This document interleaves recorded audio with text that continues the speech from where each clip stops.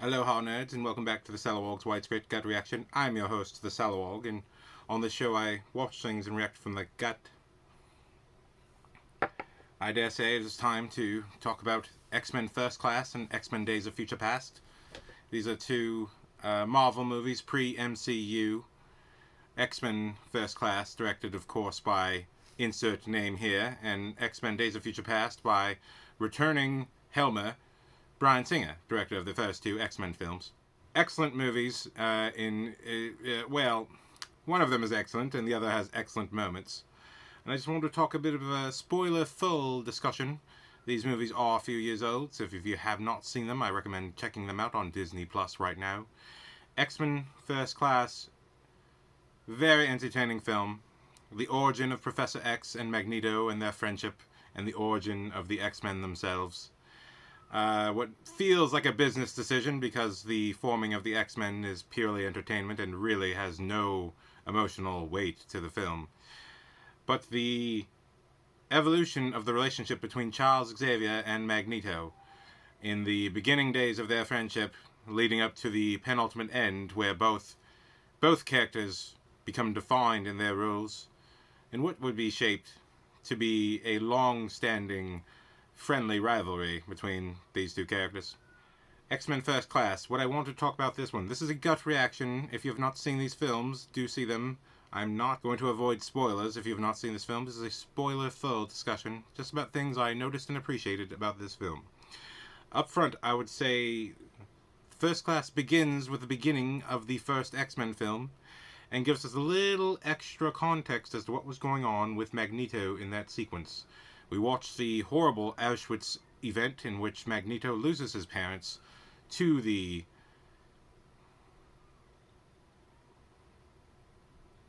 gas chamber. Oh my god, so horrible. So horrible I hesitate to say it. Red Letter Media called this tasteless, but I say it's just goddamn good filmmaking and quite terrible nod to history itself, it seems. But a dramatic moment that is only briefly shown in the original X-Men film. A great sequence, but not giving us any further context to the history of this character. This event in X-Men First Class, after that event, he's taken to a man called Kevin Bacon. And Kevin Bacon is some sort of German general? I don't know. I don't exactly know what he was, but but young Magneto's taken to Kevin Bacon, and Kevin Bacon would like to see more displays of this power. And in this event, he brings in the young boy's mother and says, "You must move my coin, my little metal coin, and I'll spare your mother's life." And after 3 attempts, the boy cannot do it, and the mother is shot before him. Quite terrible indeed. This creates an emotional motivation from the point of young Magneto, a revenge story. But it also becomes the origin of the usage of his powers. It's a bit too dramatic. I think they go a bit too far with this scene. Smaller would have been better. Less would have been more. For the young boy learning his powers, to have some kind of dramatic usage of his powers, destroying an entire room, although fun, I don't think very necessary for what the story needed. And from this point on, we just jump to Rochester, New York, where Professor X is 10 years old, and he meets little naked 8-year-old Mystique, and it just kind of gives you weird feelings, like, how am I supposed to feel about this? I know she's naked later in the movie, and she's naked in the Bryan Singer films, but I just always thought that was a little weird. And anyway, this scene is very rushed, and it's sweet, but it's rushed, and it really feels like the film was meant to be Magneto's story, perhaps where he indeed does meet Professor X in the comic book, from what I understand. Professor X is a soldier in World War II, and that is how he meets Magneto, freeing him from one of these camps. And I much would have preferred that story. James McAvoy, fantastic actor. Split may be his best role that I'm aware of. I would say James McAvoy does a fantastic job as Professor X, but the best young Professor X that I have seen is from the show Legion from FX. Really love that show. I'm a frickin' weirdo. It's just my kind of show. It's about Professor X's son, who suffers from dissociative personality disorder, and can basically destroy the world if he wants to. But we do briefly see young Professor X in the show Legion, and I'd say that is the best young Professor X we have gotten yet, except for the Days of Future Past. James McAvoy, Professor X, which I think is fantastic. We'll get to that later. As far as X-Men First Class goes, once we're introduced to these kid versions, I feel like we get a very rushed, very well-produced, but not the strongest, juiciest movie. It definitely feels touched by the hands of studio and her Hollywood persona for the good middle chunk of the movie, which I don't find very good. Very entertaining, but I consider it like candy. Delicious, but terrible for your teeth at some point. But the work slowly worked in between Professor X and Magneto is very good. I enjoy their meeting with Magneto as this kind of sleuthy spy, negative James Bond, using his magnetic powers to use an anchor from a boat to destroy the boat, attempting to kill Kevin Bacon, as Magneto is now an adult and has sought revenge against the people who tormented him and forced him to work for the Third Reich, who we do not like. No, we don't. So anyway, all of that's very exciting. It's very fun. We get this little build-up of their relationship. My issue with this movie is that it essentially condenses their relationship into a 2-week plot in what should have been a years-long, or at least 1 year long, enduring friendship that showed how close these people could be. I think one of my favorite moments that actually indicates their friendship, not the chess scene. The chess scene is a callback to X-Men 1 and sets it up in some essence, but their real first moment of genuine brotherhood, I feel, truly comes during the final climactic sequence in which the X-Jet is flying over the canal where the Russian ships and the American ships are at odds. And they lift up Kevin Bacon's submarine, which is attempting to create a nuclear incident, thus starting nuclear war between the two great powers at the time, America and Russia. Flying over with the X-Jet, Magneto lifts the submarine, and the submarine is exposed to both sides. A third player has been manipulating them and is now exposed. But one of Kevin Bacon's minions uses his whirlwind powers to hurtle the X-Jet and the submarine, unfortunately, into a nearby island.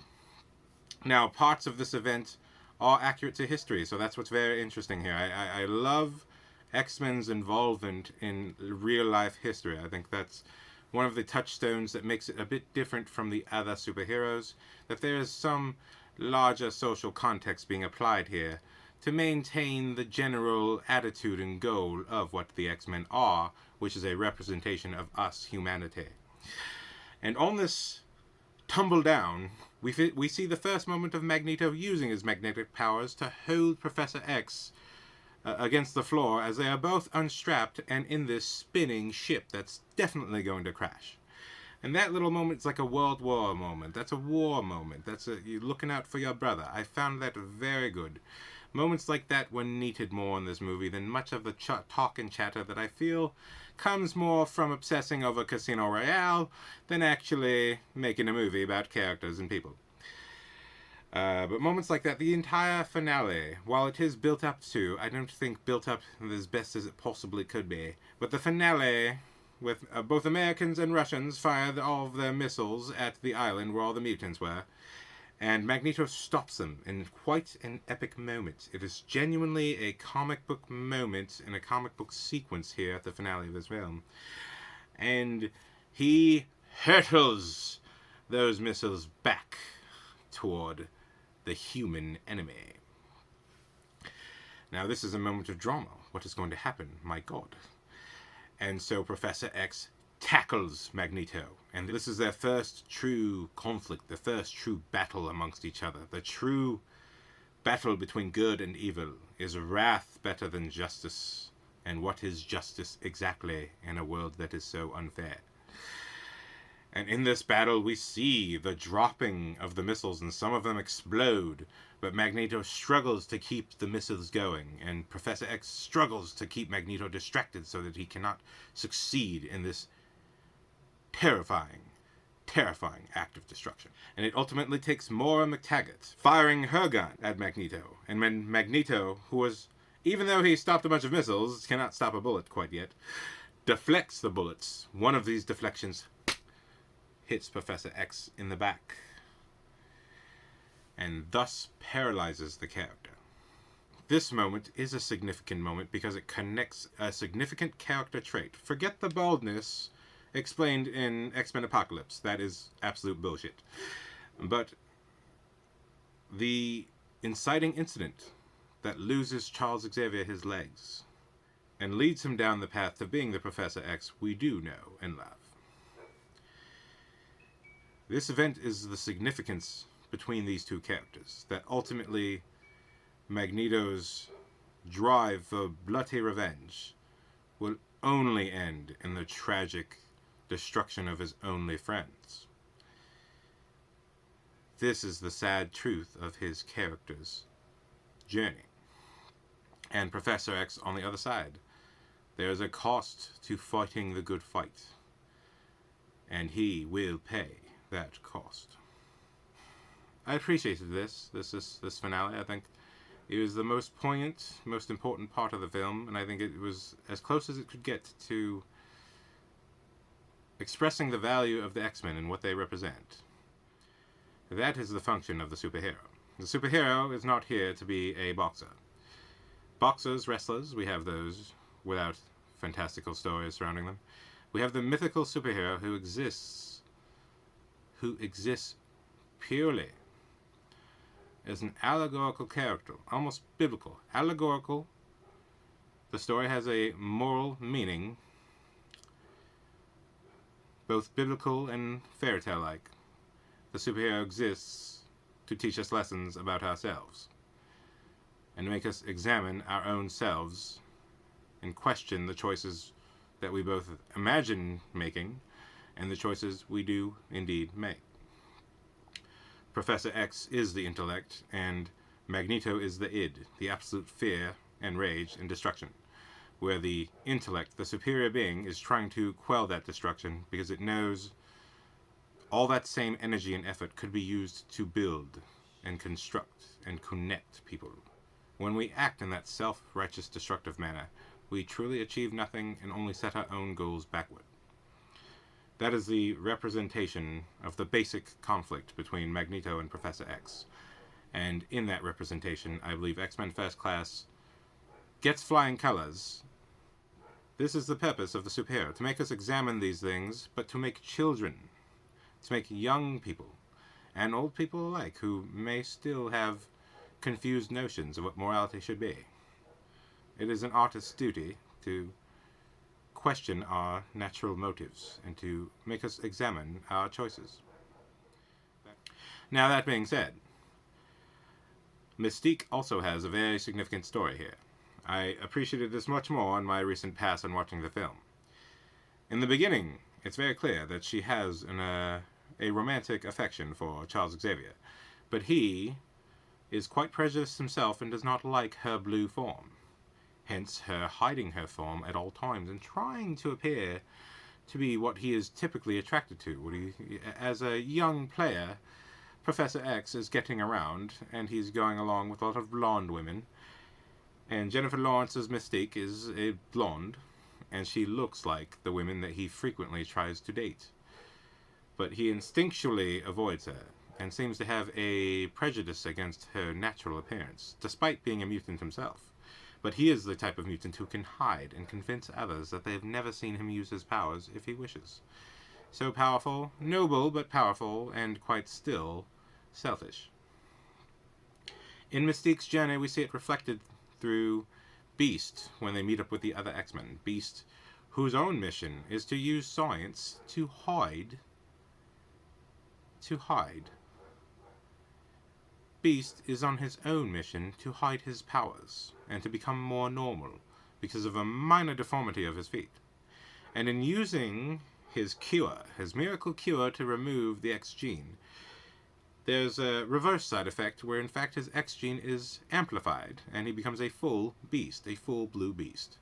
Again, this is an area of failing for the film, although the transportation of the beast is fantastic and the makeup, I think, is beautiful. Inconsistent with X-Men The Last Stand, but who gives a fuck? Quite a beautiful design. I really enjoyed it. But nonetheless, there's not quite enough story there to justify his transformation into a gung-ho soldier by the finale of the movie. But the conflict he shares with Mystique, he is committed to the notion that normality should be his goal. And on Mystique's side, she is undecided. And it is Magneto who tells her to be herself. Just be yourself. If you're focusing on looking good for other people, you cannot possibly achieve your full potential. His perspective is pure, and is seeking purity. While he is filled with self-righteous anger, he does have a genuine acceptance and appreciation for what he is. Having already been a terrible victim of this prejudice, he has absolute appreciation for those who are different, and for his fellow kind, the mutants. And that is where Magneto and Professor X are in divide. Professor X has always lived in comfort, and lived able to disappear amongst the crowd. And like Caesar versus Koba, these are two people who have seen the absolute opposite sides of humanity. And the importance of Magneto's mission is that he wishes to protect all the freaks. He wishes to protect those who feel they are different. And Mystique represents his point of view. And her choice by the end of the film is not a supplicant for the audience. It is her choice which is important in setting up the original trilogy that we have. But it's also important that she is choosing to embrace herself. Although Beast is part of the good guys, before he joined the final battle, he had chosen to reject himself. And from Magneto's point of view, that rejection of self is what serves the power. Mystique's acceptance of herself coincides with joining Magneto. But that acceptance of self is what makes her as powerful as she's capable of being. Being yourself. Being proud of being who you are, no matter what your qualities, however unappealing they may be, being yourself is the ultimate cure to resolving your insecurities. To embrace your insecurities, to embrace the things that make you different. Because that is your power. Your difference is your power. It's not a weakness, it is your uniqueness. That is Magneto's belief. Mystique's journey is very important and is given much more credence and much more significance in Days of Future Past. But I just really appreciated this film's attempt to examine these notions which X-Men is about. X-Men is about figuring out who you are and embracing that fully, no matter how strange it may appear to others. As a terrible Alan Watson impersonator, I really appreciated the film's attempt to capture the struggles of the mutants, and in essence represent the struggle of many people who've gone generations hiding or feeling insecure about whatever may make them different, be it religious, be it skin condition, be it whatever it may be. The movie's goal to make you appreciate yourself for yourself, although buried in popcorn. That makes this movie worth talking about. Now, that is what I have to say about X-Men First Class. Entertaining overall, but really impactful finale. And the sprinkles that build up to that finale, I feel, make it a stronger film. A stronger film than it deserves to be at times, because it's a very fun film, but whatever. Now that is the end of my first class reaction. In the next video, I will talk about Days of Future Past and why I feel that is important. Will I still be doing an Alan Watts impersonation? Find out now.